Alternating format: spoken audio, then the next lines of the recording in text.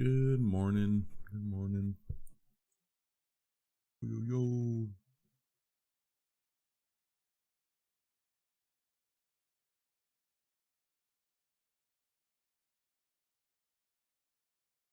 Yo. Good morning, everyone. Kind of have Trump in office, you always got a jam-packed news day, but even tech-wise, jam-packed news day.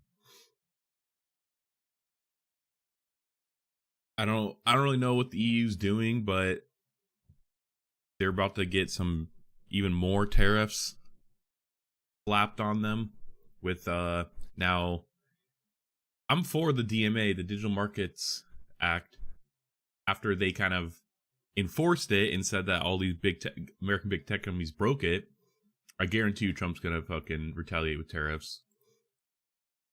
And Trump fired 2 Democrats on the Federal Trade Commission, the FTC, which is illegal. It's a independent, FTC's an independent organization.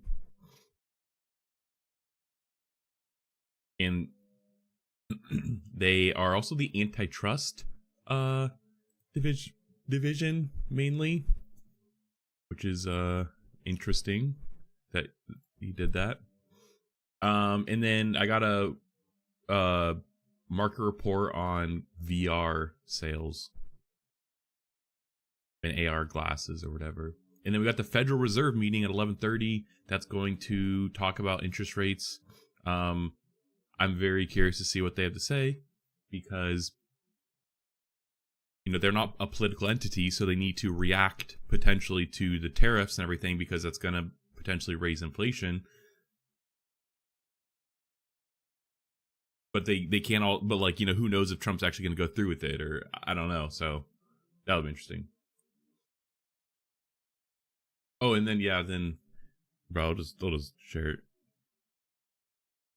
U.S. Appeals Court rejects copyright for AI-generated art lacking human creator. Which is interesting.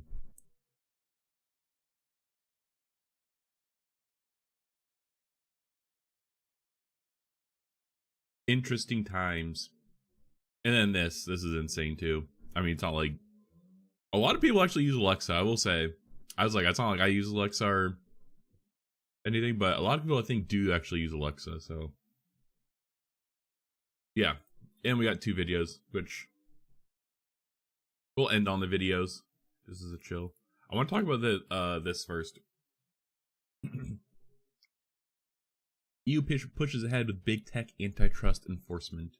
Enforcement of digital antitrust rules on Apple and Alphabet's Google come amid rising trade tensions with U.S. over treatment of American tech giants. It is becoming comical isn't the right word, but the EU is just like they find there's so many every month. I wonder in the past year how much EU has taken from big tech companies from breaking their own laws or whatever. It's has to be in the hundreds of billions. European Commission moved forward with the enforcement of its digital antitrust rule on Apple and Alphabet's Google amid rising trade tensions in the U.S. over treatment of American tech giants. I actually wonder what Tim Sweeney has to say because he's the one. He's kind of essentially the one pushing for all of this.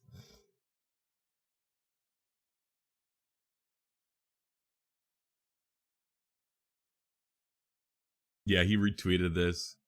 The commission finds that Google search and Play Store in breach of DMA. Google have the right to access the file and exercise its defense after findings today. Yeah. The commission said Wednesday it is concerned that Google's search results display and its terms for app developers using its Play Store and Android phones break the rules of the DMA, the Digital Markets Act, by giving Google's own tech an unfair advantage over others. Google's search result display. Under the DMA, the companies the EU designates as gatekeepers aren't allowed to treat their own services more favorably in ranking than similar services of third parties. I mean, like, to me, it sounds like, yeah, it's pretty reasonable. It's like, yeah, it's like if you have the platform, you just push your own agenda or your own apps over everyone else's.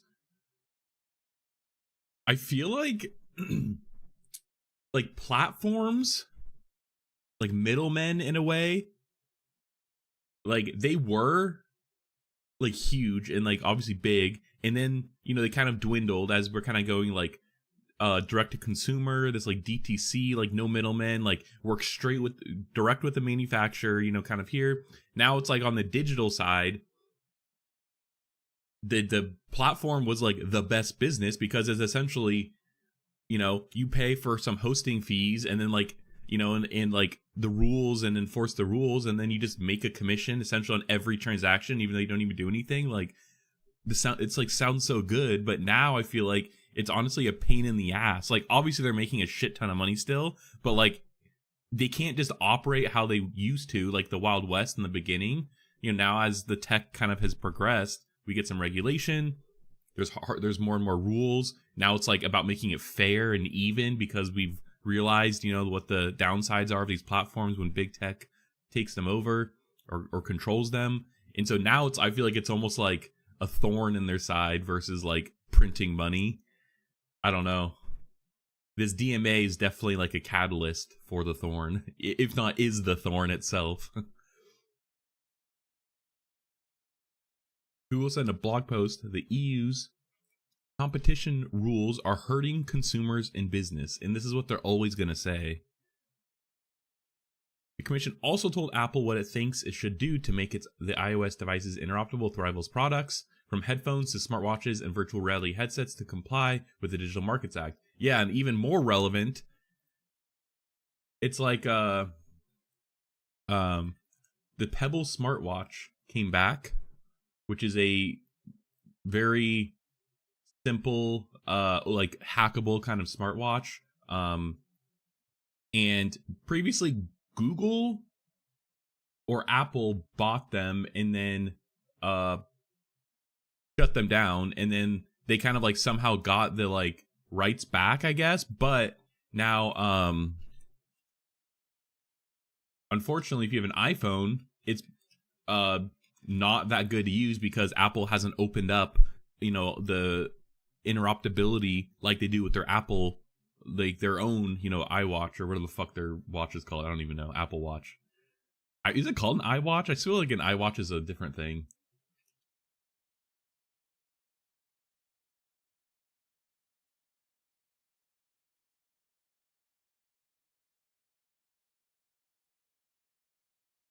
Yeah. Yeah, here we go. Yeah, this is the article I was looking for.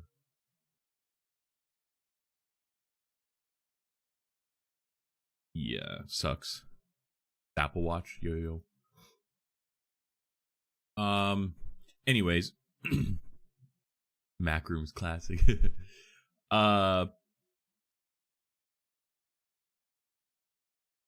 Yeah, that includes obliging Apple to improve smartwatch and headphone manufacturers' experience on iPhone and iPad operating systems and make it easier for users to pair their devices.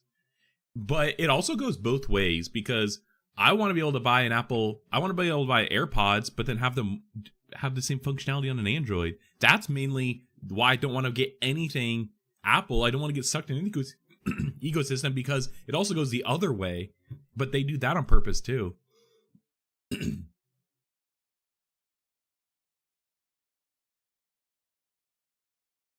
An Apple spokesperson said the decision wrap us in red tape, slowing down Apple's ability to innovate.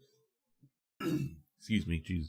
Innovate for users in Europe, and forcing us to give away new features for free to companies who don't have to play by the same rules.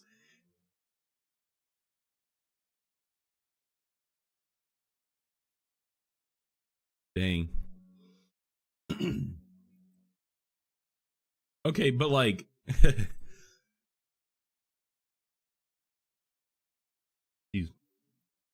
what are they innovating? Actually, Apple, like, no offense to Apple, actually offense to Apple. Apple's like the boringest tech company ever. Their Vision Pro, like, was probably their like most innovative product they've had in a long time, and it wasn't even, you know, it's just a VR headset, like an AR headset that like already exists, kind of. You know, it's like an iPhone just like Control C, Control V every year, bump the camera specs up a bit, get some new sensors in there, maybe a little more storage, different color, and that's it. It's like, well, what's new? Like, I don't know. Apple Intelligence is like a bullshit. That's a joke. I can't even tell you things like the Apple Silicone is probably their best invention, like innovation in the past few years. Actually, their own like chips, because those are pretty good. But like, I don't know. Adding USB-C to iPhone after, you know, how many years? But then when they add it in, it's the old version of the USB-C. It's not even the most modern version, which every other phone has. Their marketing has switched to saying their software is innovative. Yeah, because that's where they have to grow now, is because they've already saturated, you know, the world essentially with iPhone. You know, most people already have an iPhone. Like, it's hard to keep, you know, get marginal. It's expensive to get more and more marginal people. And so they have to swap to their software, mainly subscriptions. That's what they want, because it's free money, as we kind of talked about the platforms before. And they're already printing money with the App Store. But that's like the only place now they could grow and continue to make money, besides like, it's already been proven that people are slowing down and not buying the new iPhones every year like they kind of used to, because it's, one, they're expensive, but also they're just getting like less and less from iPhone to iPhone, like less and less features, and so they have to grow in their software, especially ads. Ads is where they're growing a lot, and I've covered that on stream before, even like their ads, subscriptions, and then subscription is like software, I guess. Actually, that was one of the first things I remember my test stream. I actually covered this Apple. Yeah, because it's kind of, think about Tesla. Tesla and Apple are like going down Tesla's going down a very similar business model as Apple, where they make this very shiny, you know, cool piece of tech, touchscreen. You know, like at the time, Apple touchscreen was super, you know, they invented it was super fancy, all this kind of stuff. Tesla did the, you know, similar thing. Now Tesla is essentially a software company. It's like, yeah, they make cars, but like ultimately they're a software company. Apple is becoming the same way. It's like, oh yeah, they make phones, but like, you know, now it's like they're an advertising and software company.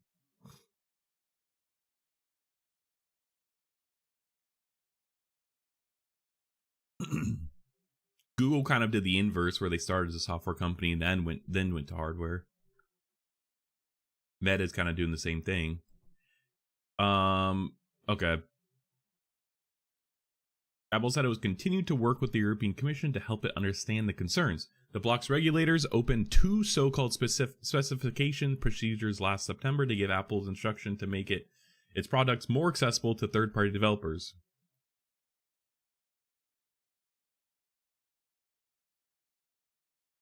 Give Apple instruction to make its product. Okay. Apple is legally required to implement the measures the Commission specified.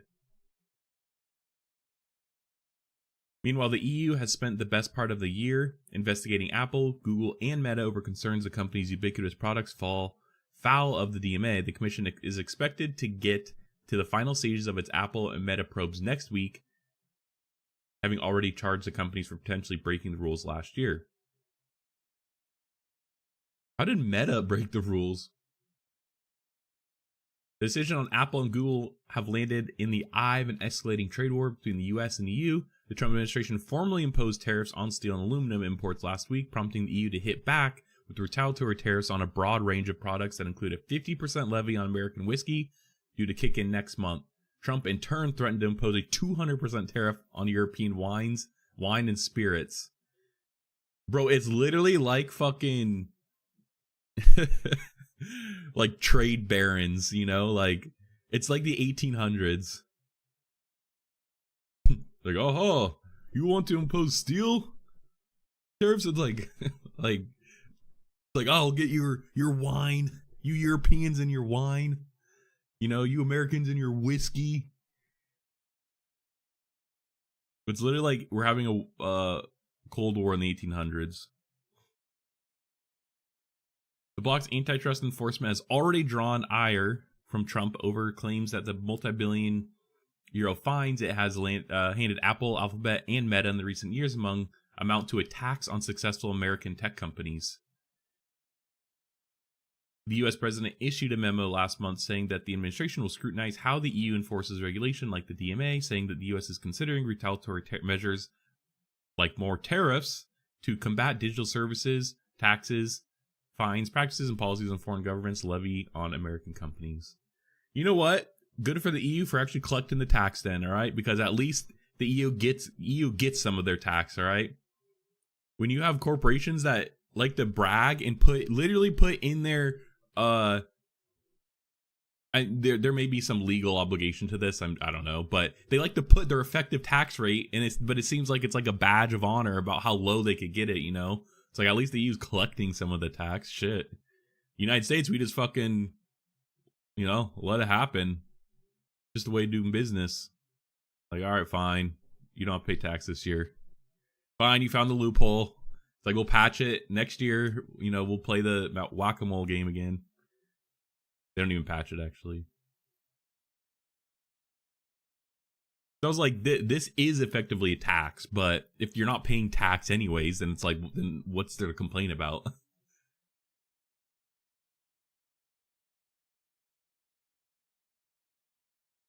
Yeah, it's interesting. I don't know, like I'm okay with the platforms being more open. This is interesting. I just don't think retaliating with tariffs for this is anything. Like, why would Trump like stand up for them? I guess, like, I don't know. Like, it's like, yeah,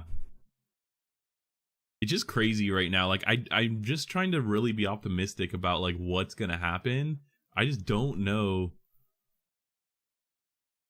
what it's gonna be like these next few years. It's crazy. Oh yeah, this thing is insane. Like, they literally broke down. So this is semi-analysis, and they do like deep dives on like data centers and semiconductors and stuff. They like literally like track like building, like they're kind of crazy. But they like broke down all of the new chips that they kind of announced at NVIDIA's GTC. And kind of called out Jensen a bit because like they're like his math changes like every single time he he speaks. Yeah, he drops a new rule. He drops new math rules on the industry. He's famously confusing, and to add to the confusion this year, we now observe a third new Jensen math rule. I think it's funny. All right, let's just continue with the Trump bullshit.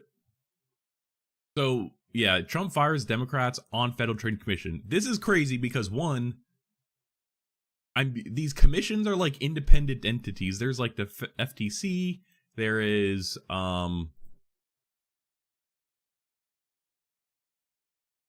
it's an independent agency of the United States government whose principal mission is to enforce the civil, non-criminal, antitrust law and promotion of consumer protection.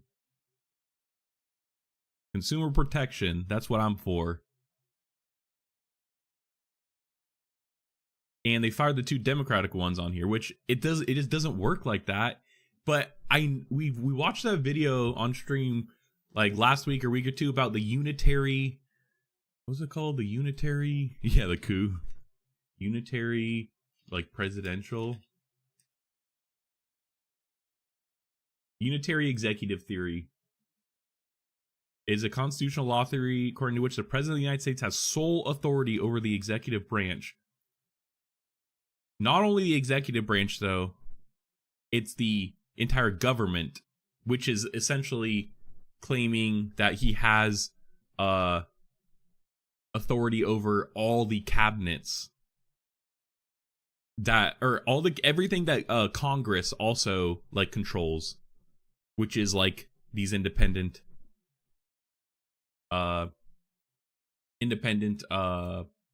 agencies. And usually it's like a commission. There's like a few people. It's like split, usually the party, it's like split along party lines. And like the commissioner, the president, I think could, 5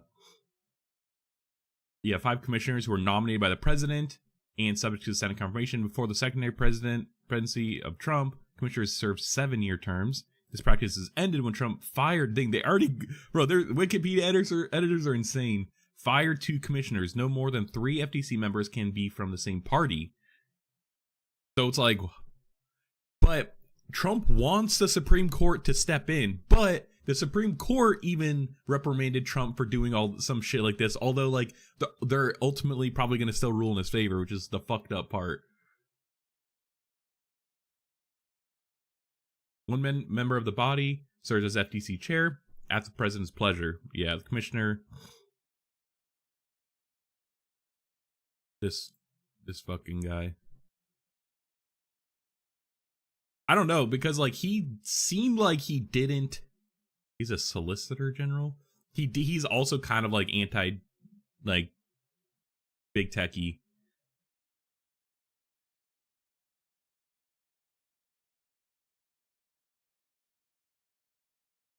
Yeah, and he actually was for the non-compete clauses. Or is that dissented? Could we just put this in English on here?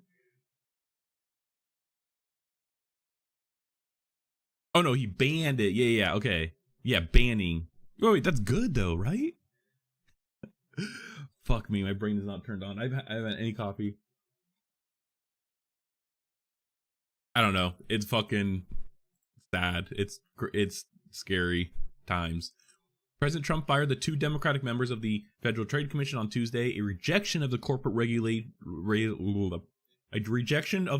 regulator's traditional independence that may clear the way for the administration's agenda.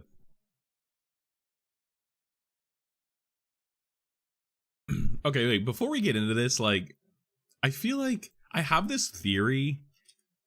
Okay. I don't know. I think I have a theory that this is like, okay, yeah, the federal government might be kind of just going away. Like, honestly, like they might just be, just a whatever in the future. Especially like it's weird because you'd think that a larger government would enact more control, which would benefit an authoritarian type of government like Trump. But ultimately, I think it's kind of proving that Trump is just a fucking puppet in a way. No offense, he's dumb. And he's just, he's just there for, these, fuckers here. This dude's like rich. All of us are the rich friends that kind of like go free, like, okay, yeah. Like, we get these loyalists in, we get them, we close down all these agencies and shit, when realistically I feel like that would actually benefit Trump's power. But like he just wants the his corporate friends to kind of go and do whatever, because ultimately that's the people who kind of funded him and paid for him.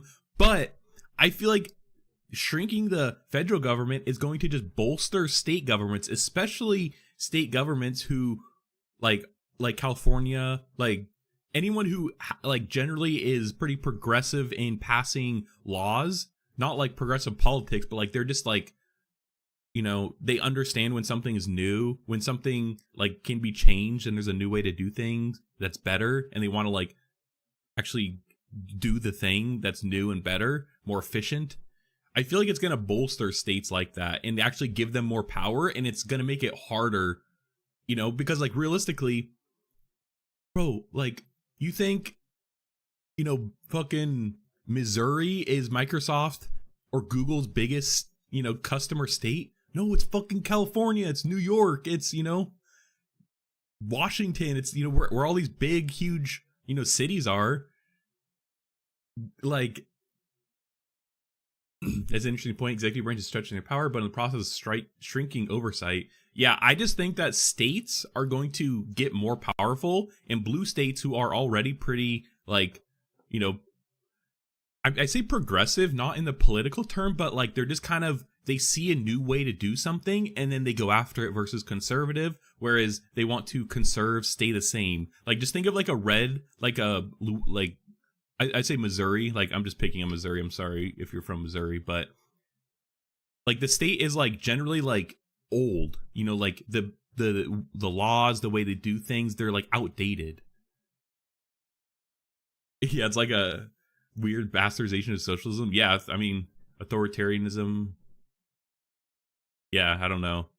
But like, you know, now blue states take this, like they're looking at this as an advantage, you know, like okay, sure, Trump wants to push everything to the states, like abortion. I swear to God, if they give copyright laws an exemption, like shit like that, you know, or like, you know, education, for example, like, like they're gonna fuck over their own constituents in the red states, while meanwhile the blue states who see this as an opportunity to then, okay, if he wants to push to the states, then we're going to take that and then, you know, roll with it and actually increase whatever, do you know what states can do now with the power that the federal government's giving them, and like run with it and like use that. Unfortunately, though, it's gonna suck for everyone else who isn't in a state or can't relocate to a state who might help you. But I don't know. I just think that it's going to be unfortunate for people who aren't in a good state to like that has your back. But it's also, if you're in a good state, like I feel like, you know, they could potentially have your back and kind of make up for it. Yeah, there's going to be much harder contrast between the states versus, you know, if you think about like having the power at the federal level, it's more distributed in a way. Yeah, no, exactly. And that's what I'm saying. It's already the case. And so now it's just going to be exacerbated even more. You know, like if you're already in the, like California, essentially the West Coast or like Northeast. That's really the only like place I would probably like consider like politically super safe. Maybe like Midwest, like Illinois, Michigan, Wisconsin, Minnesota, like that kind of area. I don't know. I'm trying to, like, that's my optimistic view, is that states like California, like the West Coast just becomes like a utopia. It's like, okay, fine. You want to give everything to the states. Actually, it's probably going to be like worse. Like, you know, because now there's a lot of other things that the states are going to have to figure out that they've never done before, especially like the things at the federal level, like the education department. Like, I'm sure California could like we're already like the best. We have like the best education, kind of. At least our college system is pretty good. It's expensive and everything, but like at least you could learn from it. And our community college, like I'm pretty sure like first like year or two is free. Like that in itself is like probably pretty good. You have pretty good veteran programs. Yeah, I don't know. Yeah, at least we teach evolution, like literally.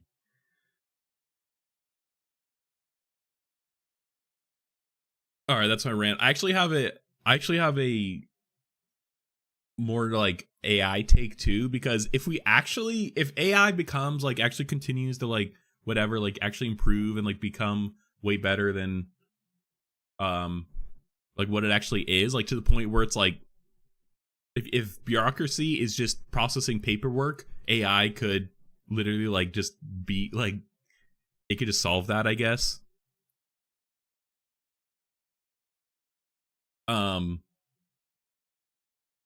again, if you think about it from the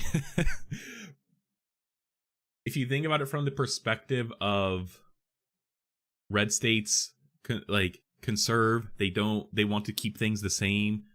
Blue states progress, they see a new way of doing something and they want to, you know, a better way of doing something and they want to actually go after that. Then if you think about AI, like I have a feeling that those who like it's probably gonna be like a exponential curve. Like it's gonna be like whoop, you know, like it's gonna take off. And realistically, the red states that might not take advantage of that, while the, you know, other states are also starting like to implement it, it could be pretty bad for the red states because they're just going to fall behind even faster than they already are. And it's kind of in the stark differences are going to be much more visible. You know, like it'll be very obvious that even more than it already is to some people that like, you know, across state lines, the disparities are either much higher or much lower. But my theory was that essentially blue states who don't adopt AI will just become red states, and then the blue states that do will, you know, just kind of take off and continue to be, you know, more progressive in blue states. But I have a feeling that like the Dems could push some like fucking like young guy, you know, like think of like House of Cards, like who Frank was running against, Joel Kinnaman. I don't know the like actual character's name in the movie. Fuck, what's his name? I can't remember. But like, you know, just like a young bustling guy, like, you know, he's like a veteran, like he like checks all the boxes, like he's just like very likable, like, you know, it's like it's just in complete opposite from what we've had. Conway, thank you, Jesus, Conway, kind of complete opposite of what we had in the Democratic Party, and it's gonna like reignite everyone. But he's also gonna be pro AI, and he's gonna run on the pro AI train. And then like he's gonna be president. All these blue states like are like, fuck yeah, they like rejuvenate things. Like AI like comes in, saves the day. Like you know, we solve bureaucracy. But then all the blue states who don't take that vision and run with it will just become red states. And then obviously red states will just like, you know, red states who don't take over, who like take on AI will stay red states. Red states who do take on AI and get rid of bureaucracy actually end up becoming blue states because, you know, they you know, could put the money elsewhere and they actually like, you know, could efficiently do things. And so it gives them a little jump start to then, you know, get their economy going again. By then we probably need much more land, so like they're going to red states to build like, you know, skyscrapers and shit. I don't know. That's my optimistic view of the future. That's like what I just want, like something good to come for everyone. Not even just the fucking Democrats, all right? Okay, let's read this. Also, let me I want to make sure I have the Federal Reserve meeting up just in case.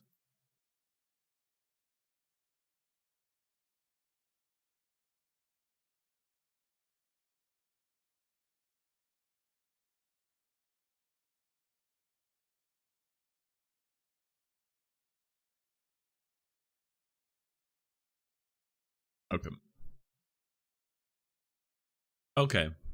Let's actually get into this. President Trump fired the 2 Democratic members of the Federal Trade Commission on Tuesday, a rejection of the corporate regulator's traditional independence that may clear the way for the administration's agenda.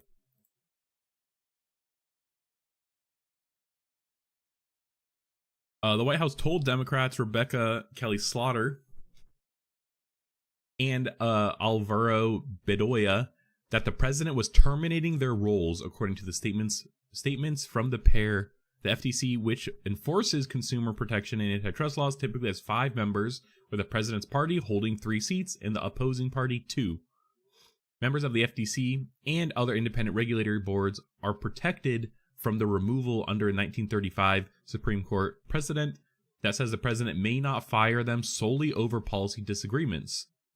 Mr. Slaughter and Mr. Bedoya said they plan to challenge Mr. Trump's decision in court. This seems way too easy to fight. He's like, okay, yeah, I didn't fire them for their disagreements.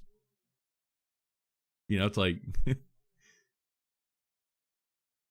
Today, the president illegally fired me from my position as a Federal Trade Commissioner, violating the plain language of a statute and clear Supreme Court precedent. Mr. Slaughter... Okay, see, but this is the bullshit part, bro. This means nothing because who's to say the Supreme Court is going to make a rule? Which that's exactly what's going to happen, I guarantee you. And that's what Trump wants to happen. They want it to go to the Supreme Court so they could, actually give an official ruling. So they get like right now they're asking for forgiveness, and then the ruling is going to be whether they are forgived or not. But they want that. But I wonder if a lower court could come in, could come in and like, undo this, which has kind of been what's happening. And that the like judicial circuit system has kind of been what's fucking over Trump, it seems like, because there's always, there's some judge who could just like overrule it, like, but then there's also like a Trump appointed judge who could also overrule it, so it's like, I don't know. Mr. Slaughter, who's Trump nominated to the FTC during this first term in 2018, said in a statement, "Why? Because I have a voice, and he's afraid of what I tell the American people."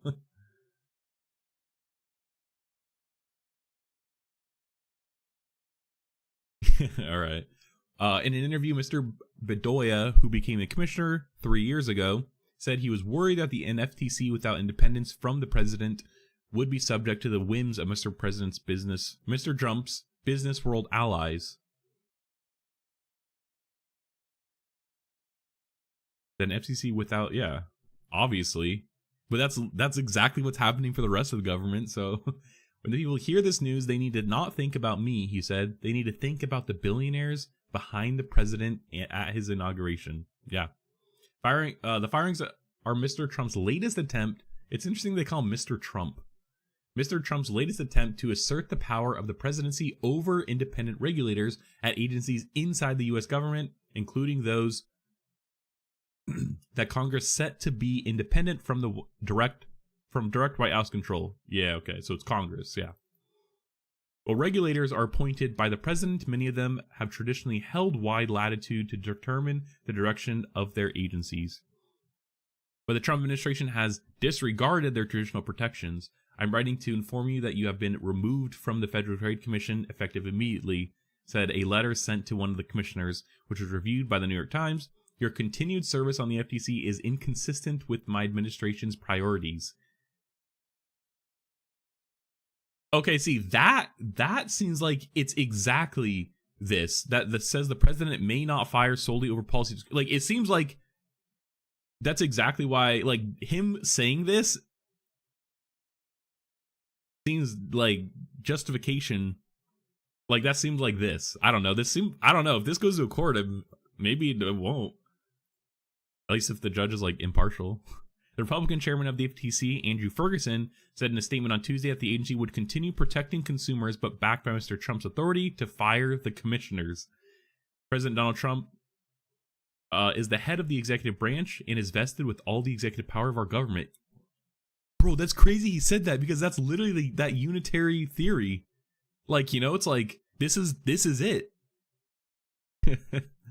Mr. Ferguson said, "I have no doubts about the constitutional authority to remove commissioners, which is necessary to ensure democratic accountability for our government."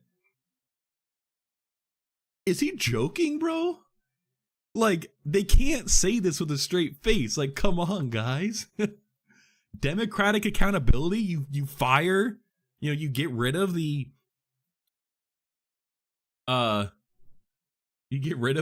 opposing side who, might keep you accountable?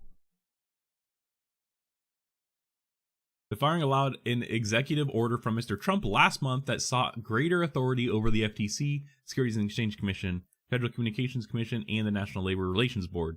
Yeah, the NLRB is a bad one, and the FCC. Like, the SEC, it's like, these are all the good agencies, it's like all the ones actually protecting, like, consumers and workers. Like, I don't know.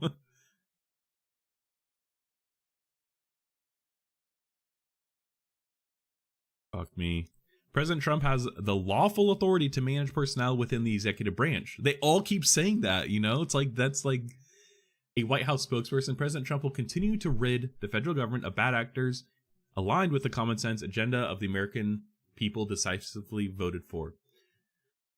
So I wonder, holy shit, this article's long. I wonder when we get a Democrat in place, like, what could they do? Like, if we get a Democratic president, like, what could they do now with what Trump has set in place? It's like, there's no way we can't we isn't like, the Democratic Party, the left, left leaning, can just come in and fucking do some crazy ass shit just like Trump is. If anything, Trump is just paving the way. Like that's kind of what I'm worried about. But then if we get more, only if they own Congress, no, Trump does all this stuff is executive orders. This is just executive orders. Congress has arguably done shit. They passed the funding. They passed that one bill to fund the government. They obviously passed people in the cabinets. Yeah, but he isn't being challenged. Wait, you think Trump hasn't done shit, or Congress? I mean, yeah, Democrats aren't doing shit anyways. Like, I don't know. Oh, Jesus. I don't even think I'm gonna finish this article. Congress? Yeah, I mean, I don't know. I mean, like, I guess they hardly do shit, but I don't know. I guess with them having both chambers, like essentially having every branch of government, yeah, they haven't done shit. But it's because even the Republicans can't decide, and the Democrats can't really either. Considering that several of them voted for the Bill Friday to not shut down the government.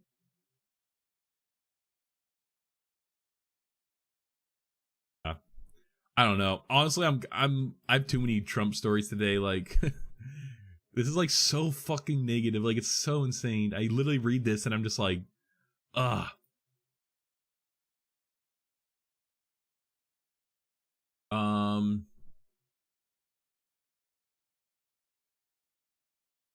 Yeah, we got these two. We got these two stories. R/good news. Yeah. But sometimes good news is boring. Or it's it's not that big a deal. I don't know.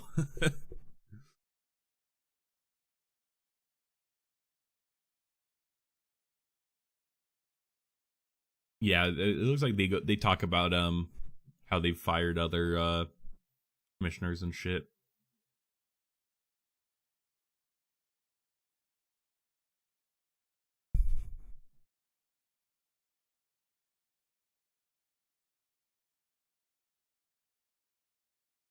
I guess though, all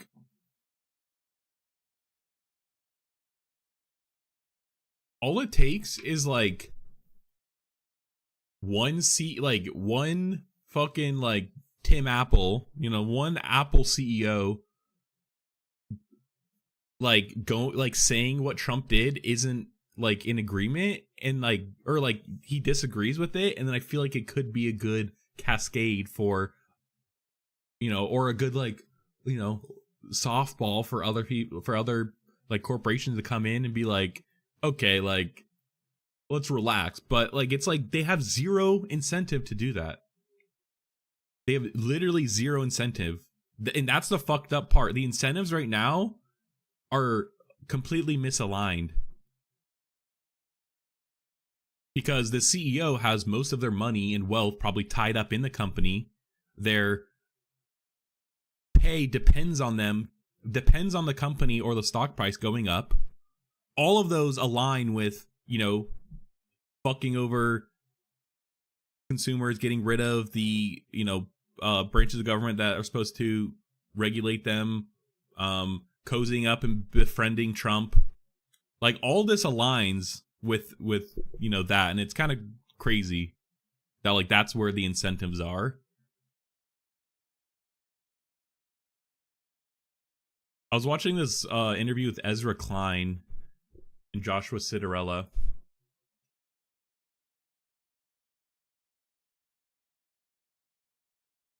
Yeah, I was watching this. Ezra Klein wrote a book, I guess, called Abundance, which is a more optimistic view of the future. And I like that. But he was kind of saying how there might be, if previously, like, we've been in like a neoliberal style economy where it's like a mixed market. Corporations kind of step in, they provide a lot of benefits to the consumers. It allows the wealthy aristocrat type of class to distribute their wealth and, you know, keep it in a de-risk kind of way. He is, and it was very refreshing, and it makes me like want to like read some more of his stuff. I've always seen him. I know his name, but I've never really read his stuff. But you just saying how like we might be in a different kind of societal economic system now that's like beyond neoliberal, and we might need to kind of shift, you know, our like thinking. And I kind of agree with that now. I think we're like, you know, these corporations are becoming independent entities that are fighting governments, literally. You know, it's like, think about like all these American tech companies, like they don't even care that they're paying billions of dollars to the EU. It's like they just don't care. It literally doesn't even matter. And like that is crazy that they have so much power that they're surpassing, you know, what regulations, you know, like essentially the government, which is, as any person in the government, I would be shitting myself, because like, yeah, it's like it just takes like a little bit of, you know, power imbalance, and like next thing you know, Satya Nadella is president of the United States. I'm kidding, but CEO of Microsoft is president of the United States. And I'm living in fucking Microsoft housing, you know. I'm living in Microsoft housing underground below the data center that I tend to. I'm on call 24/7. I get something pokes my feet when a fucking server, you know, breaks, and I have to wake me up and go and fix it. Or the fucking robot that's supposed to go and fix it died again 10 times because the battery tech is shit. And, you know, because the data center I tend to isn't as good as the others, I have shitty, you know, robot tech that's, you know, old and outdated. Like that's where I see us going. But like, it just, I don't know, like we might just have to accept it.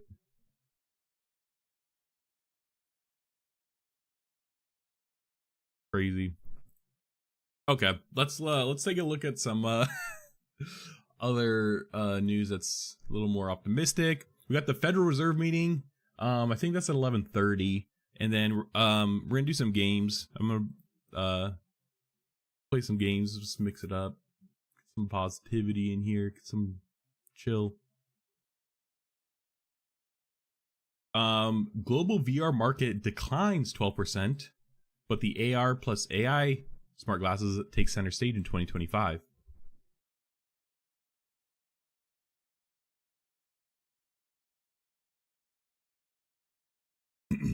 I think the VR market's probably pretty dependent on like new headsets coming out to grow.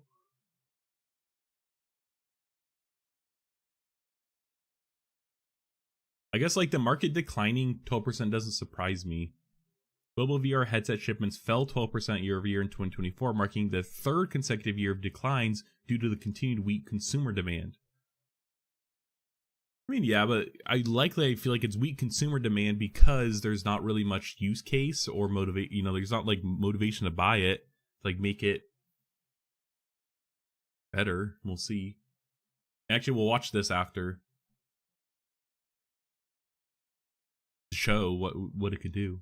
Meta continued to dominate the global VR market in 2024, capturing 77% of shipments. That's crazy. Q4 2024, the availability of the Meta Quest 3S boosted Meta's market share to 84%. Wow.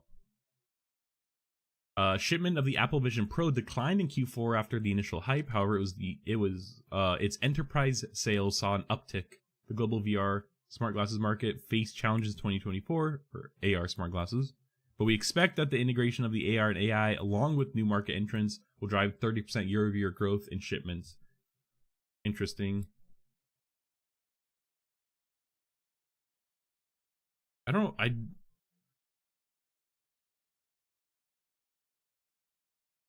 guess like why glasses? I feel like VR headsets have more use cases than the like AR glasses. Global virtual reality headset shipments fell 12%. hardware limitations, lack of compelling VR content. I think this is probably the biggest one, and usage scenarios in that, and decreased consumer engagement continue to impact the market. However, demand from the enterprise market, though relatively limited in size, remain more resilient. What corporation is using like VR seriously, and for what? Particularly in large-scale immersive location-based entertainment, education, healthcare, and military. Large-scale immersive-based entertainment. There's even an acronym for it. That's like VR chat.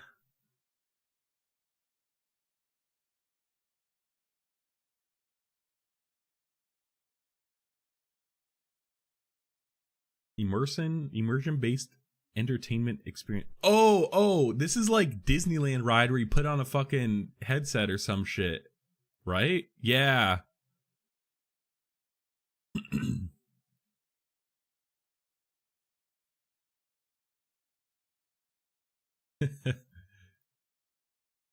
Yeah, this is like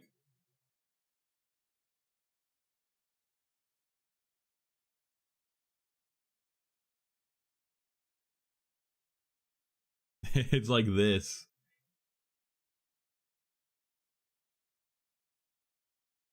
This is the LBE, location-based entertainment.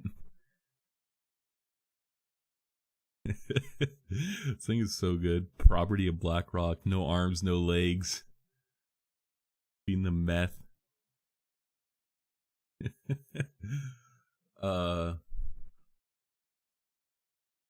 Education, healthcare, and military.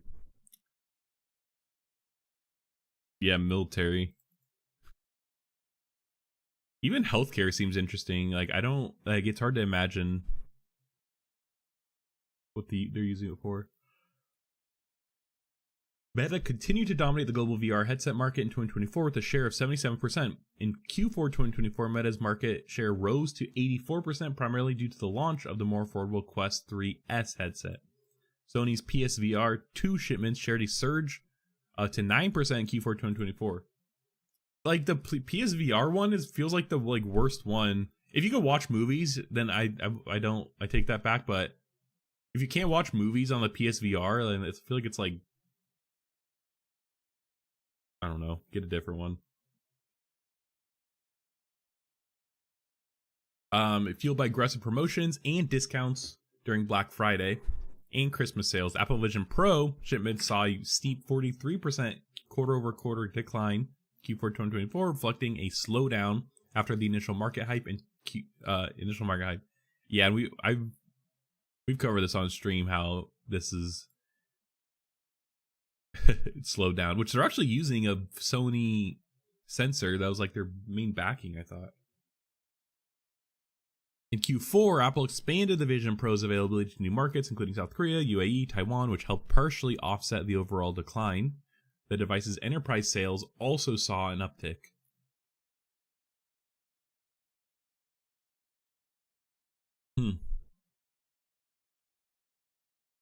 Enterprise sale, that's interesting.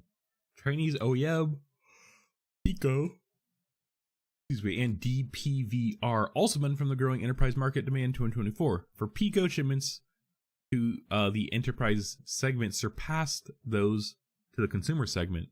What are enterprise segment people doing with it, though?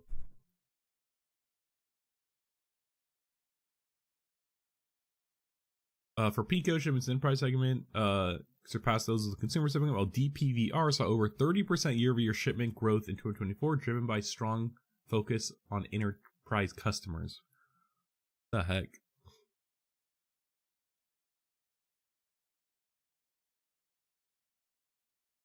I always want to know what specifically, or like how much market share Valve actually has. They never show them in here, but I feel like they have to have like more than like 3%. Or even 2%, you know? This is smart glasses. This chart is horrible. There's like no labels. I don't know what this means. It's like, okay, it's supposed to go up, I guess. According to our projections, the global VR market's growth will remain limited over the next 2 years. Despite the potential of spatial computing, significant challenges persist, including lack of compelling content beyond entertainment, eye fatigue from prolonged use, and the ongoing trade-offs between performance, headset weight, battery life, and heat dissipation. Until more substantial technological advances are achieved, the global VR market's growth is likely to face challenges. Yeah, I feel like it's the compelling content part is hard because I imagine developing things for VR headsets is hard. Like, it's not just like 3D. It's like making things in 3D. It's like, you know, you have to understand like spatial awareness and shit, because like things have to like hold their place in the area around you and stuff. Seems difficult. The global AR smart glasses market also faced challenges in 2024, experiencing 8% year-over-year decline. Birdbath-based video watching AR smart glasses. Birdbath-based. What the fuck did I just read? Birdbath-based video watching AR smart glasses.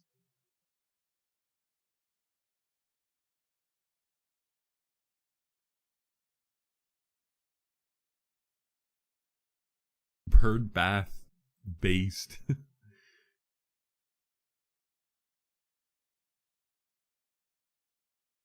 Okay. It must be like how they display the things like on the screen. How the fuck did they get the name bird bath? Oh, because it's like a bird bath. What the fuck is this naming, bro? Near-eyed bird bath optics, pros and cons.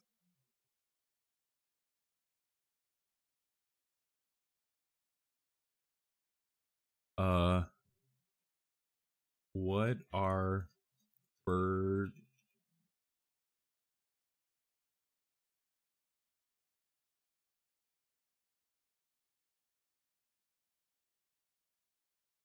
Like, everyone just like slinging this term like they know everyone knows exactly what that means. Bird bath based optics. We chose to use bird bath optics for our wearable headset, which uses a beam splitter and curve beam combiner with a screen. Fuck.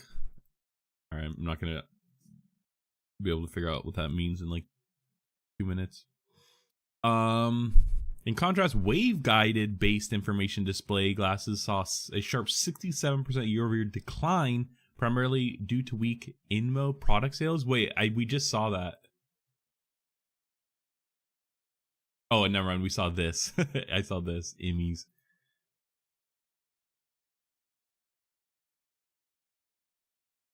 We expect the global AR glasses market to rebound in 2025, achieving a 30% year-over-year growth through 2026, driven by the potential of entry of major tech giants and the accelerating momentum of the AR plus AI trend.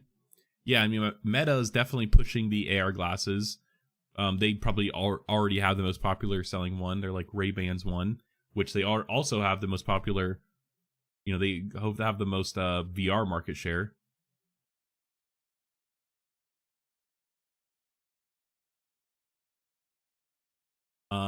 As generative AI technologies advance and increase, number of companies are positioning AR smart glasses as the key platform for AI integration, driving further markets expansion. Yeah.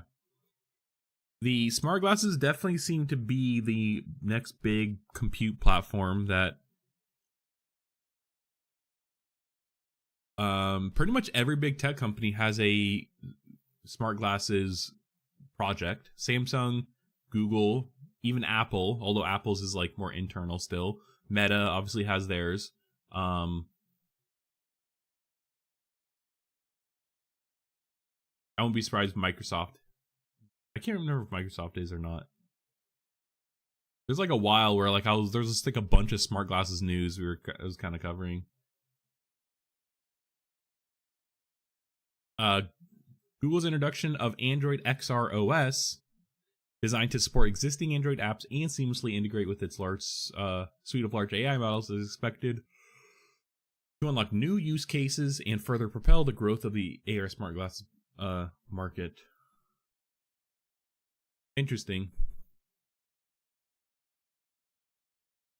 I've never heard of this Counterpoint website.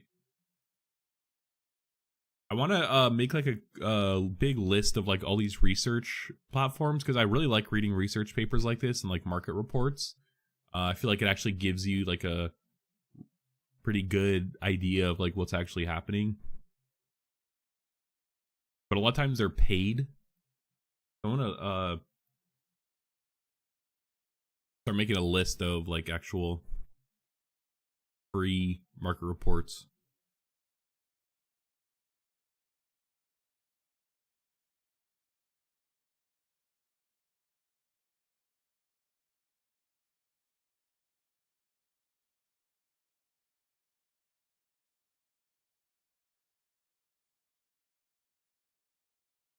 Shit.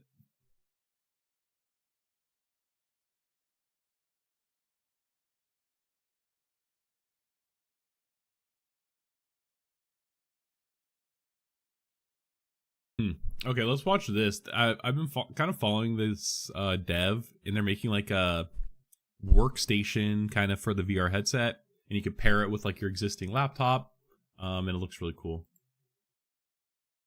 Like this is what I'm excited for.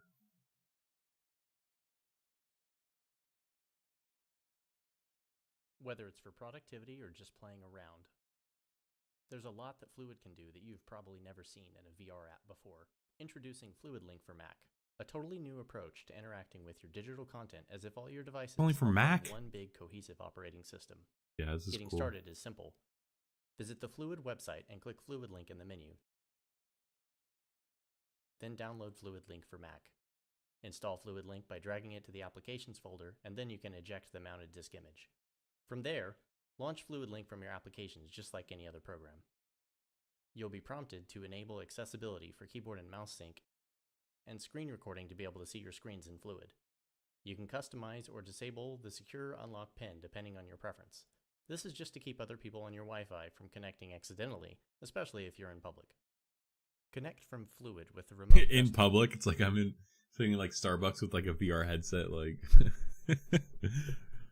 like, bro, what are you doing? You're like like bro, like 12 monitors. Button shown here. I recommend making use of the partial pass-through feature so you can see around you, especially if you're going to be taking advantage of the keyboard. Like that actually looks so good. I didn't even realize that like the like room they're in is like fake, and then you look down, kind of like taking advantage of it looks so good. Mouse sync feature.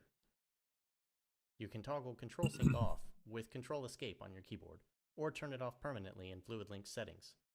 Fluid Link supports Windows 2 and multi-computer control. Oh, okay. Fluid is getting better and better every day, and we think you'll be amazed at what is possible with your Mac fast Wi-Fi. Look at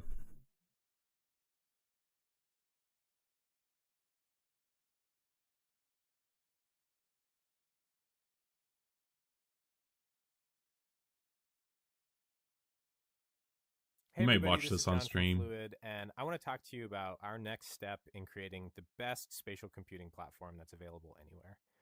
So up until now, our focus has been on creating a really good standalone experience that only requires a VR headset. So right now I'm using a MetaQuest and I have a Bluetooth keyboard and mouse connected. I have Discord right here and a browser window right here and my Slack right here. I can move these windows around and resize them. So this is stuff that you're all familiar with from Fluid. But one of the main things that people have been asking us for is the ability to use apps from their computer in Fluid to extend its capabilities or do things that only a desktop computer can really do right now. And so I'm really pleased to talk about this. So right now, this is my MacBook Pro. And for a long time, you could use Chrome Remote Desktop or Meta has their Remote Desktop. What these do is allow you to take basically a screen from your computer and then like create a virtual screen that's in VR. So you basically get a copy of what's here showing up somewhere in VR. We wanted to push the boundaries on this kind of idea, but let it break free of the screen because virtual screens are kind of cool, but like wouldn't it be great if you could just use the individual apps from your computer separate from each other in VR? And so that's what we built Fluid. Yeah. So let me just show you kind of how it works. Okay, so I'm gonna go ahead and open Fluid Link. So that used to take you to Chrome Remote Desktop, but now it opens Fluid Link in the Fluid app. You can always add Chrome Remote Desktop back. Just go to plus here and then add it in there. But when I open the Fluid Link app, you'll see here we have displays and apps. So if you click displays, this works kind of like how the typical setup worked in the past, where you have your like I just love the idea of like he has Discord here, this here, Slack there. Like you can just have like a big like thing to monitor stuff. Virtual computer screen here, and you just like move them around. Low latency. I can have stuff behind me. I can have stuff in the other room. Way of interacting with it. I can switch between my various apps, and so I have Android Studio running here, and then I have Notion. But like it just seems really cool to think about like just imagine like our physical world, but it has a digital layer on it, essentially, that you could see with like VR and stuff, or AR, more augmented reality. Like that just seems cool. And like you could like, you know, I could add friends on there just like you have your friends in real life. And you could see like maybe things they leave in like around, you know, the world, like in the digital layer. Like you kind of like just imagine like a website or something, but you know, it's like your home or something. I don't know. I just have this picture of like having like this digital layer that you could put on your glasses, then you could kind of see things that people have done and left, or like, you know, you could add notes, like you could like look and there's like reviews of places, but like people have like, you know, left other things like in the areas there, but it's all like just you could only see it through your glasses, but it's still physical in the real world. Yeah, very cyberpunk, of course. I feel like that's like a good in between, instead of having just like fully virtual worlds. If you want, like, we want to like touch grass a little bit still, you know. We want to be like grounded a little bit, but still like, I don't know, have cool technological like virtual world shit.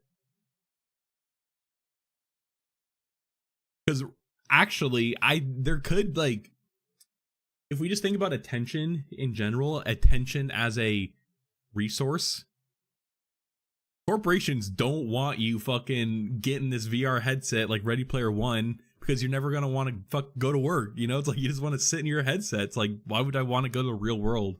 It's like, we don't want that. We want people to still want to participate in the real world, you know?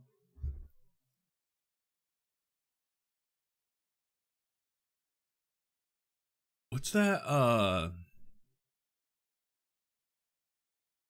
What's that like book slash shows on Amazon? Whereas like the dude in the military, it was like a brother and a sister. The sister like puts on the VR headset and like plays a game or something and like wins like something, but like it's like an alt. She's like actually like in the future. Fuck.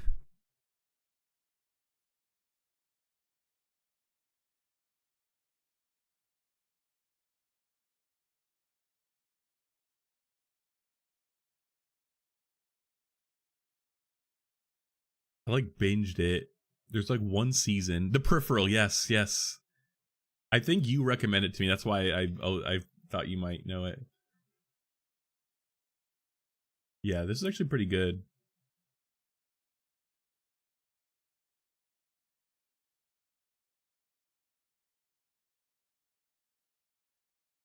Fortunately,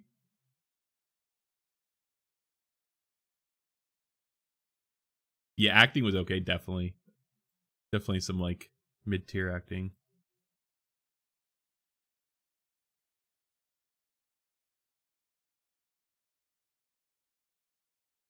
Time Cop. All right, I need to stop browsing.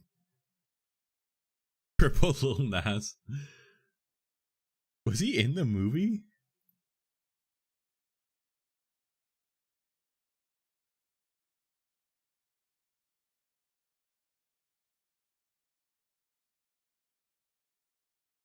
No, okay. Cool. Well, actually, it has pretty good ratings. I didn't realize them. I could see he's getting bad ratings.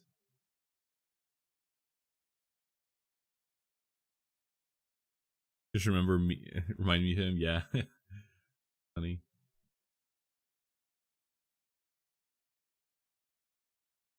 I need a new like. I need a good like. Vicky and I like having like a recurring show to watch. We have Severance right now, but that last episode's gonna be this Friday. I need a good recurring show to watch. Something to look forward to during the week.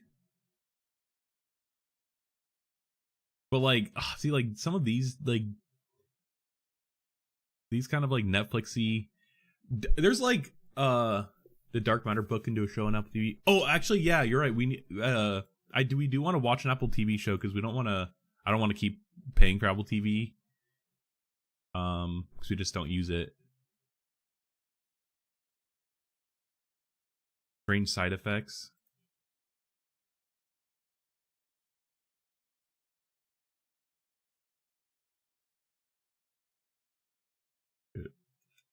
Oh well, I'll look later. Yeah, I want to watch the Dark Matter show. That one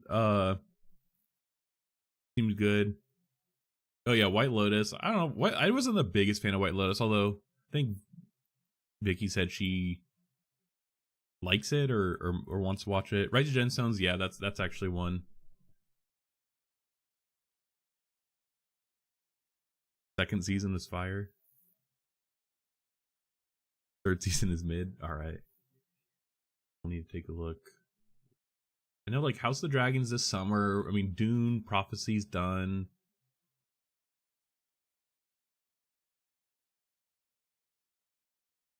Tokyo Vice.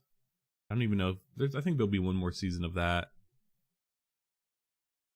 I just like all the HBO shows. If I'm being honest.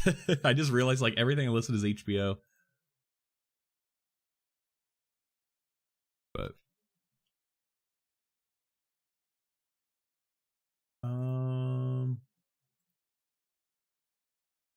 all right, let's jump gears. Actually, I had some videos. Where we're going.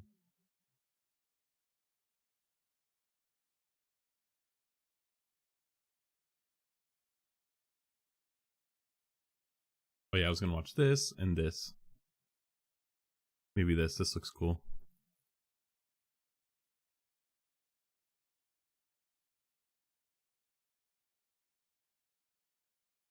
AI co-scientist. Happy Gilmore 2? How'd I miss that? Will it be entertaining though?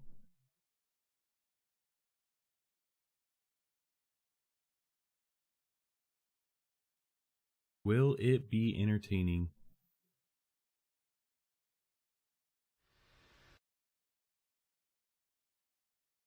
Okay. Boston Dynamics.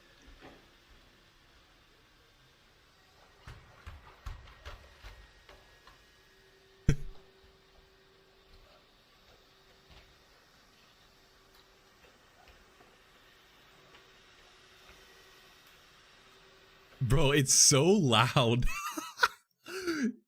It's so loud.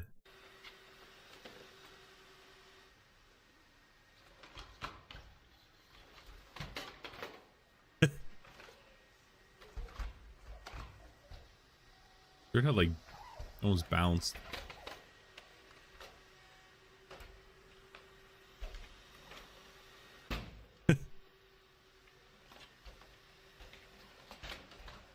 Shit.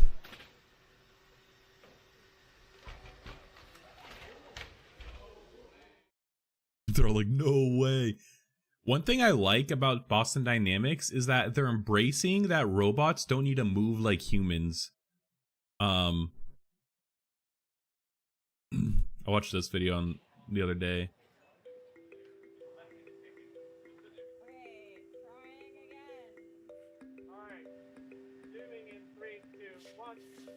Yeah, like shit like this. It's like, I like that they're embracing that because that should be the benefit of robots is that like they aren't humans. They don't have to move and be like humans. It's definitely the easiest right now because our world is designed for humans. But like, you know, that's what I'm saying. Like, bro, my home robot better have a 360 torso. I was like standing in the kitchen the other day. Like, I was like, bro, if I had a robot, I was like, it could just stand right here and it could like do everything. I don't even need to move. It could just turn around. I was like, our home robot has to have a 360 torso. Required specs.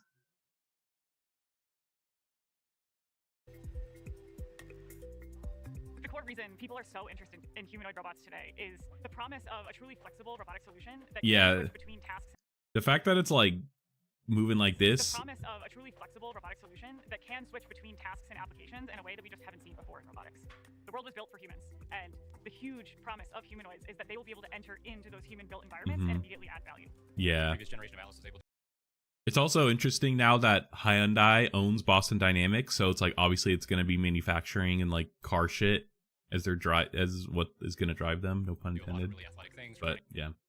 Okay, let's watch this, and then we'll probably switch into chill mode until the Federal Reserve meeting comes on. Thank you, David. Thank you, Sarah. Jensen, We are in the Capitol. Bro, Kramer is like he talks like Steve-O kind of, where it's like it seems like they have to exert so much effort to speak. It's like, yeah. Like, all right, we're in the Capitol. It's like, dude, relax. Like, fuck. Of artificial intelligence. You sure are. Yes, and you are the leader.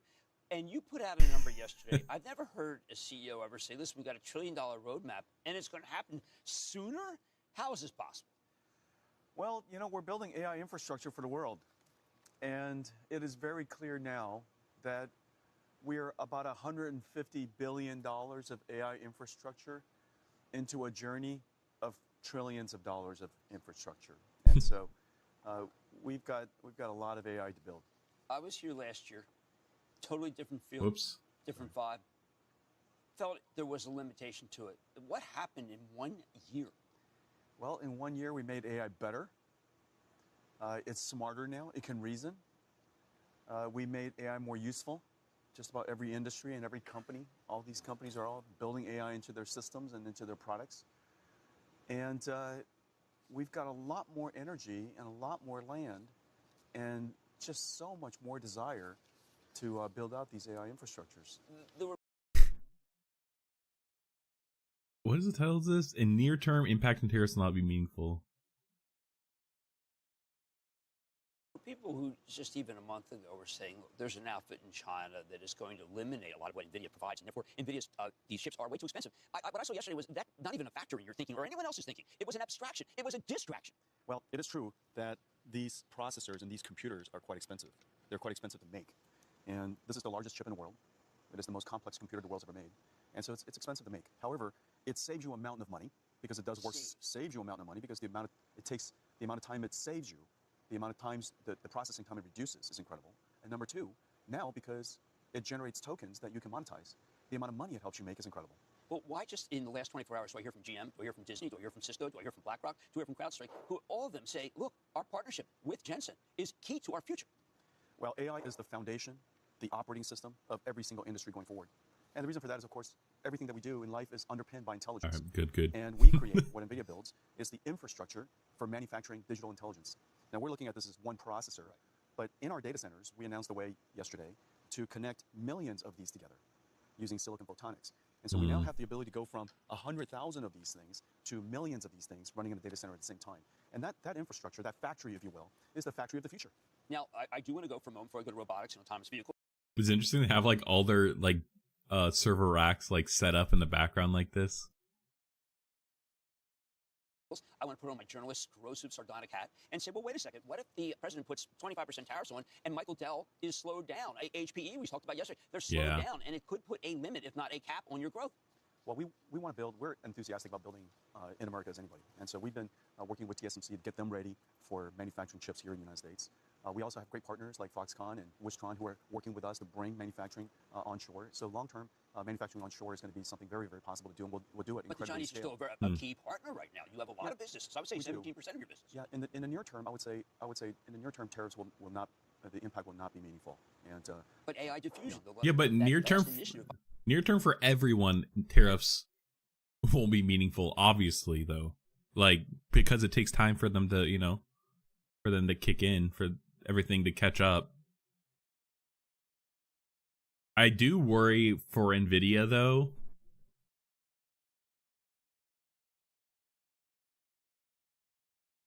Yeah, I don't know. I don't think that we have enough domestic chip manufacturing for them to be safe.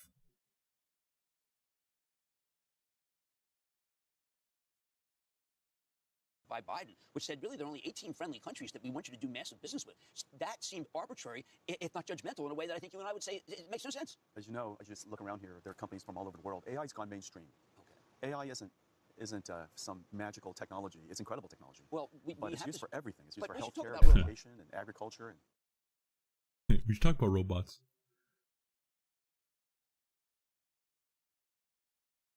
Yeah, interesting. This video seems cool. Let's watch the Happy Gilmore 2 trailer, and then we'll watch this.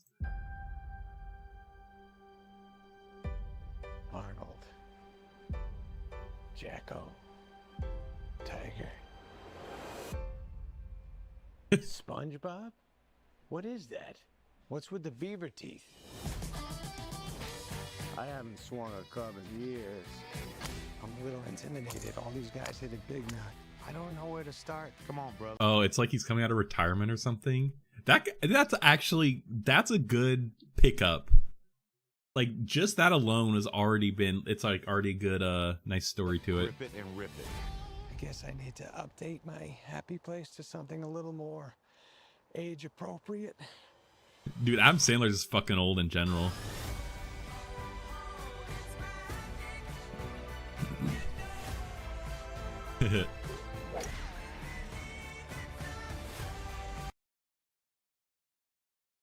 Yeah, I was gonna say, like, his movies are kind of hit or miss, but like honestly, like they've been pretty good, I think, the past, like, lately. Like his Netflix movies are like actually like not that bad.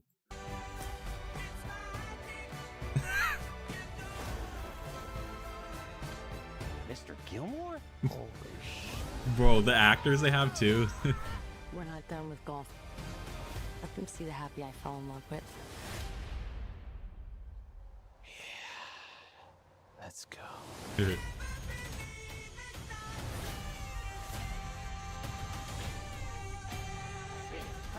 We'll put a little extra into this one. I am so sorry.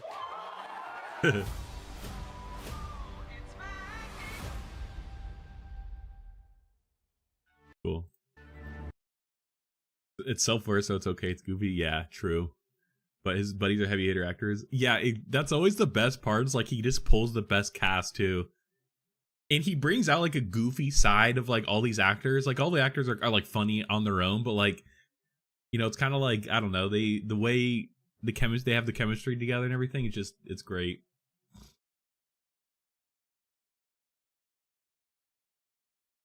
Cool. All right, let's watch this video, then we'll probably switch to some games before the Federal Reserve meeting comes on.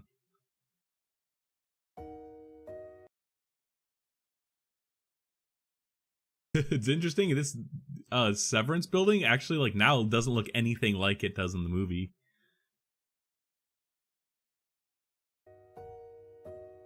Watching Bell.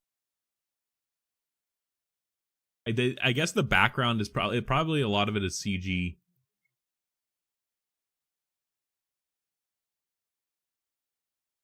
Works. It's like it also looks like a CIA headquarters or some shit, you know, like a government agency that's like secret. Life in Severance was a thrill. The retransformation of Bell Works back into what it was beforehand, this space devoid of life, devoid of humanity, and the juxtaposition of that to what Bell Works really is, this amazing place teeming with Bell life, Works? people, an inspired place to work, was just mind-blowing. My name is Ralph. This building's huge. What the fuck? Oh, holy shit. It's because this is the front and it goes back like this. I never realized that because in the Severance show, I'm like, I mean, I know it's like completely separate from the building, but it's like, bro, there's so like, it's so big. Like, where the fuck, like, you know, like the like goat place underground, like this high ceilings and shit, like things like that. But like, bro, look how far it goes back. It goes back this way. I thought, you know, this is it. And it just like went back like here. Holy shit, it's huge.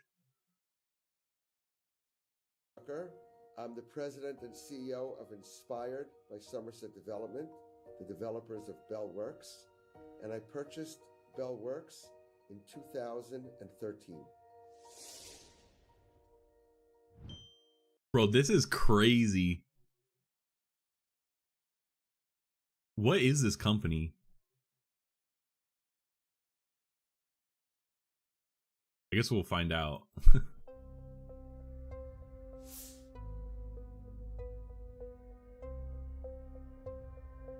2 million square foot mixed use development, offices, stores, restaurants, and even a library.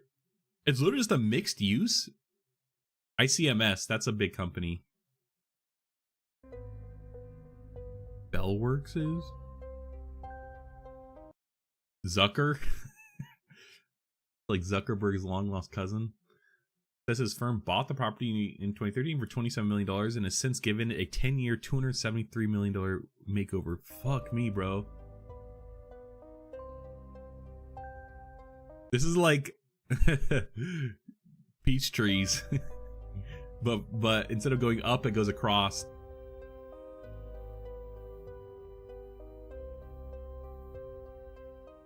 Instead of vertical, horizontal. A little bit of where I wanted to go design-wise. There was a location manager at the time who brought up to me Bell Labs, and we looked at it, and obviously our heads exploded, and we went to see it, and it had been restored. It was cathartic. It's like they just finished it. It was meant to be. What I love about Bell Labs is that it is similar to the show in some ways. Originally, Bell Labs was building a community of all these amazing engineers and technicians to live. Wait, so was this the OG Bell Labs, like AT&T owned Bell Labs?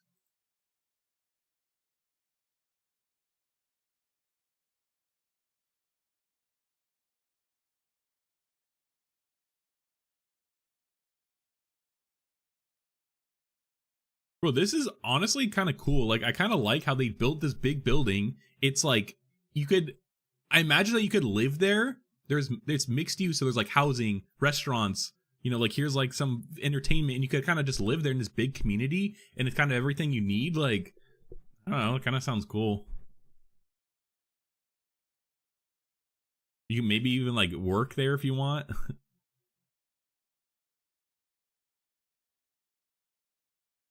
Metro Burb. Bellworks is a reimagination of the historic Bell Labs building in Hamel, New Jersey. The building is a one-of-a-kind destination for business, culture, complete with a blossoming ecosystem of technology, traditional offices, retail, dining, hospitality, and much more. It's open to the public 7 days a week. A Metro Burb.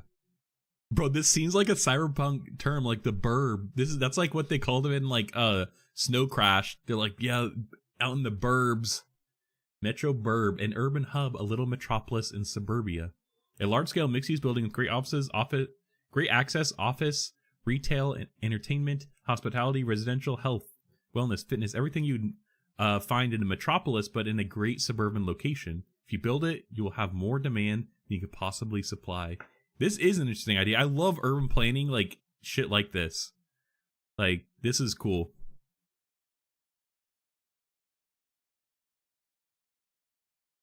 Where are the other locations they have? Fort Monmouth. This one is just this one doesn't look like you could live there. Cool, okay. Sorry, let's finish the video. They shared everything. Like, they had farmers markets. They had all these sort of things, and that was so beautiful and interesting. And it's like, Lumen's sort of the same, just took the wrong path.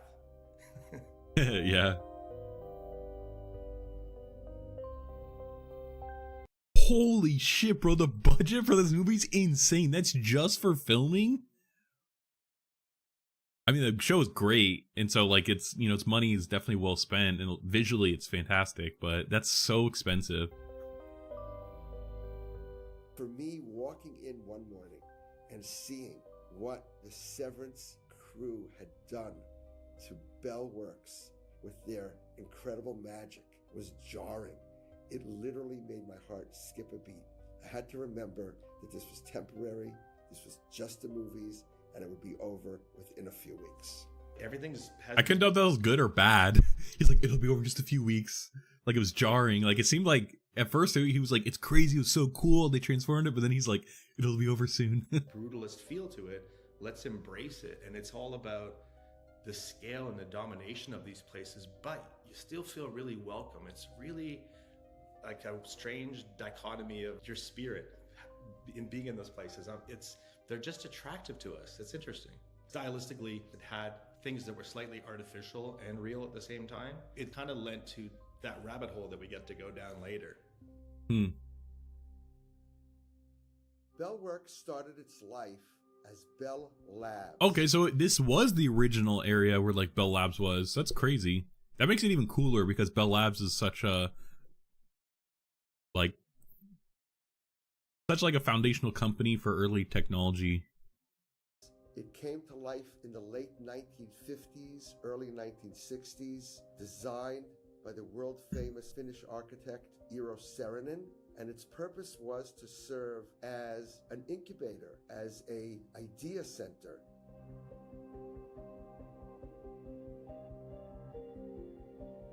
Yeah.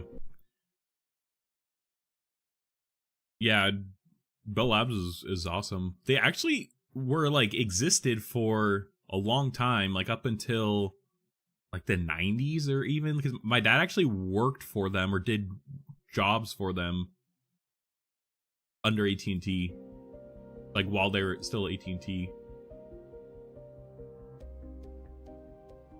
Like, this is also an insane size building to build like that long ago. Like, this shit is insane how big it is.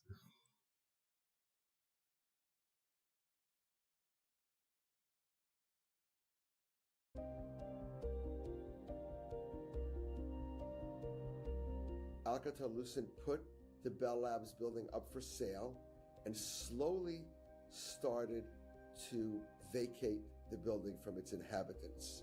When I first walked into the empty Bell Labs building, I found the building devoid of life.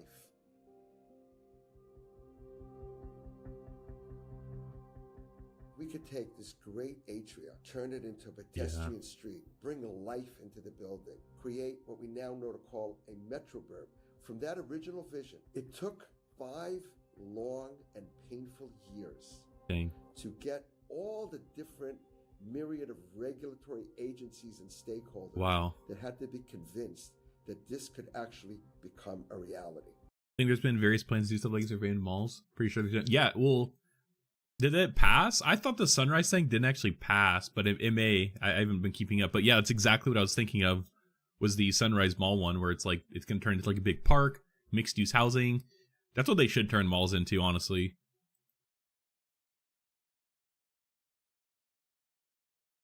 I mean, even like office buildings,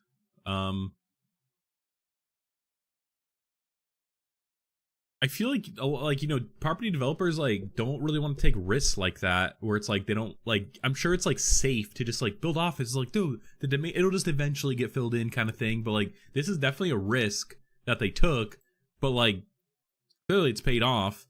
I just wish like other property developers would like actually have the stamina to like go through all the permitting and shit, you know, or local governments make it easier. Pretty sure they're doing that with Sun. Oh yeah, I remember that. Yeah. Purchase probably for 27 million. Renovating Bell Labs and turning.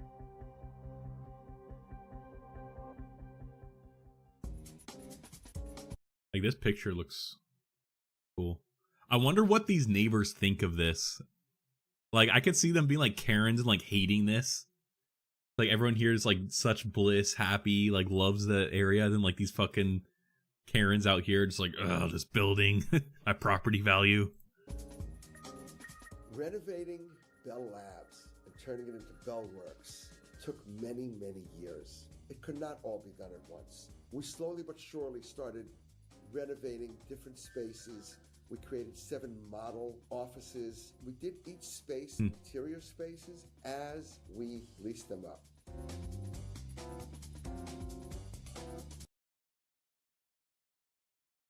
It's like, so the orientation is so interesting. It's like, it has like this big area, but then like, this looks like it's almost the front. And it's weird that like, there's just like these like houses like this kind of scattered around everywhere. Just an interesting area. Some of the larger moves we did all at once, like cleaning out all the clutter that had been built up over the years inside the space, removing that, putting this large, beautiful new stone floor in the building.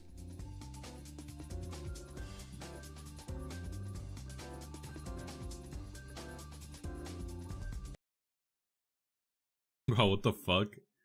That's crazy. This is a good success story.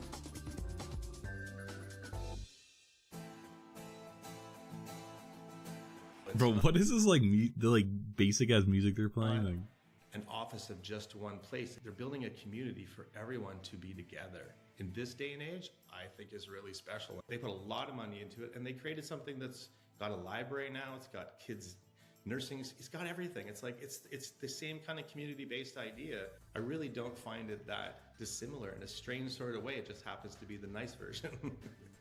Sunrise tomorrow? Oh, sweet. Personally, seeing young people walk around and talk about architecture, be wowed by architecture, by interior design, by art, I don't think there's a better compliment, and some of that is just by going to the space. You don't need to sever somebody's brain to get them back into the office. Bellworks is a canvas, a blank slate for people to paint the picture of their daily lives. You can paint a gray, boring, mind-numbing world, or you could paint a vibrant, alive space. What you do with this great place is totally up to you. That's cool. That was a cool building. Yeah, this is crazy. Like, this is crazy because it takes up so much space.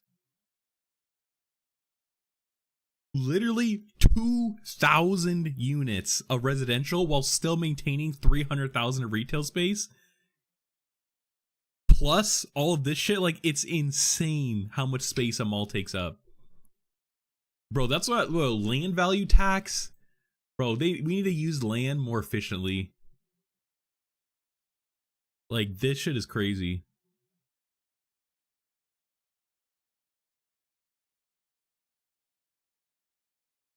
Like, look at, like, if it looks like this, bro, like, fuck yeah. That's what I'm talking about. Walkable Main Street. And, like, look at this. Look how much you could do on the fucking, where a mall is. I wouldn't even consider Sunrise that big of a mall.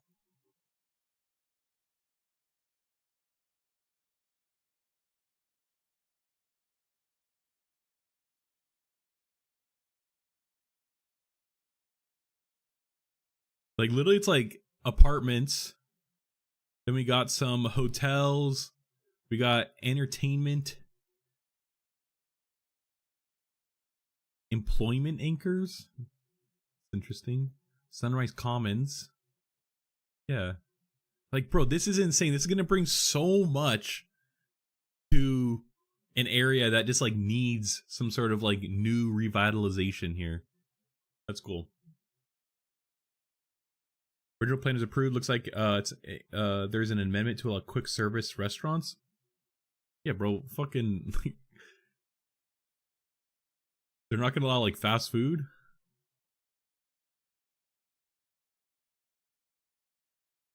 Yeah, bro, I need it. Like, this is ripe territory for a Chipotle and Starbucks. Let's just say drive-throughs. Ah, okay. I don't know why Natomas is the same way. I don't want to say on stream, but they didn't allow drive-throughs for the longest time, and they had like a Taco Bell or something, and it was the first drive-through, and they'd like fight for it. It was like, I guess that's a lot of other cities have that, and I've never heard of that because I don't quite get why they wouldn't want that. Like, the traffic example doesn't really make sense. Oh shit! I realized that I moved my camera. Or I was messing with my display and I moved it, and now it's like leaking into my camera. Need to fix the crop. There we go. Yeah, that drive-through like logic makes no sense. A lot of community involvement, like I don't know what that means though. Drive-through doesn't align with community involvement. You drive and leave, never get out of the car. Yeah, I mean, it's about convenience. Either that or build a parking lot that, you know, is arguably worse. I don't know.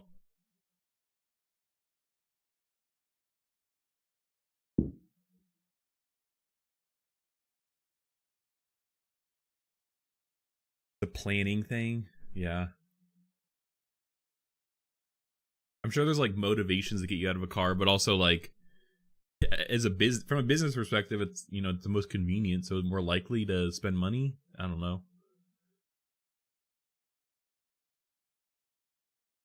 Don't know.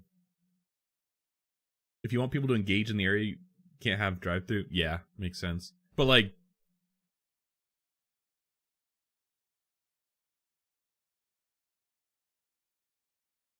I don't know. Doesn't lead to success of a developer. Developers.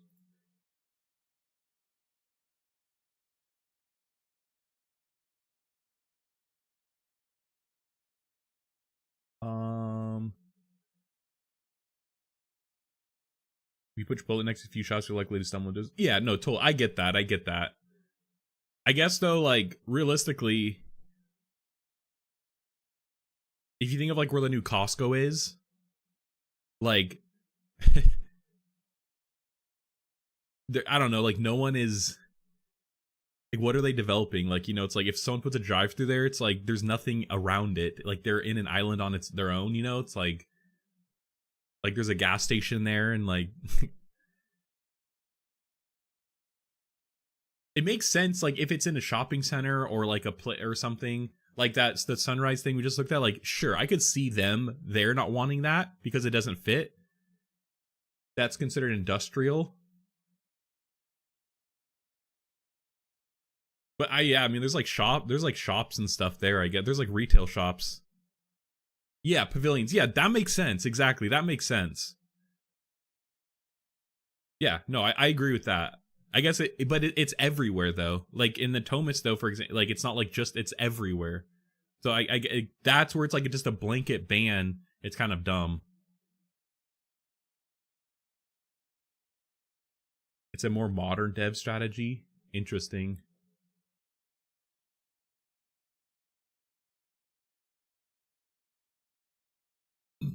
But it's kind of like one of those where it's like until we get like move away from cars, then like it's it's kind of just like very inconvenient. If we weren't so car centric, then yeah, but yeah, I don't that's interesting. Mixed use development with walkability feature. Yeah, that's exactly what I would hope. Seems like it. Blanket manufacturers can't help move towards that. Fair. Actually, no, you're right. I'm thinking car and my car mindset. You have to start somewhere. You're right. Good point. Okay.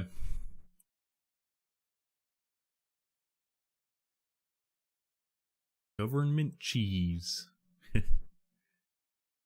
Let's I don't want to stop streaming on YouTube until I watch the Federal Reserve meeting. I hate putting things in my title and I don't get to it. Because then if someone comes in my stream, I clickbaited them. Conditioned, exactly. There's actually the new bridge that we are gonna build like in downtown somewhere. I guess a lot of people went to city hall meetings to voice their concern against it because they want it to just be a pedestrian bridge, or at least not have cars and have it be exclusive to like public transit and bikes and walking. But they ended up adding in 2 car lanes, but they'll also have bike lane, walking, and a light rail.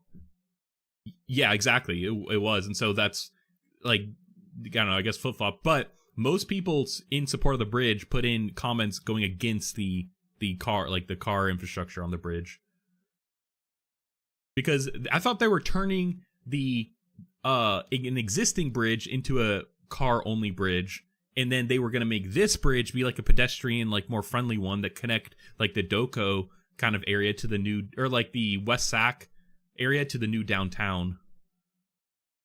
One bridge across the river for pedestrians. Yeah. So, anyways, I don't know. The far end there by Drake's.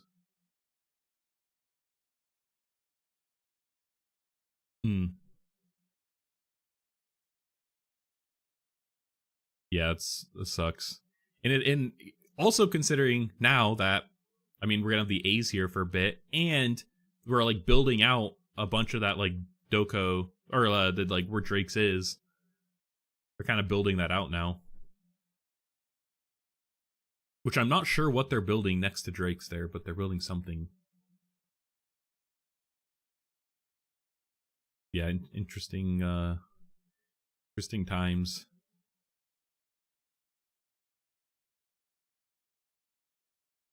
Ooh.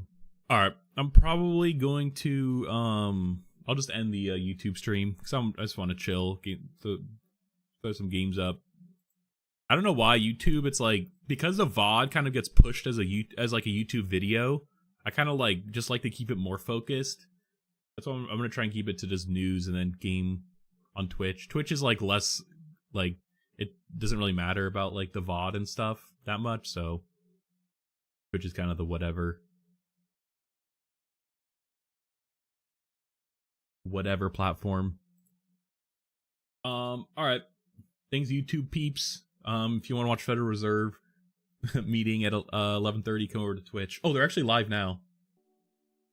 Yeah, it's we got a while. And I've already actually read headlines that they're probably gonna keep interest rates the same. So, spoiler alert. But come over to Twitch if you want to watch that. We're also gonna play some games. If not, see you tomorrow, 9 a.m. Pacific on YouTube for some news. What day is today? Oh, today's Wednesday? What the fuck? This week has been flying by. Alright, see you YouTube bros.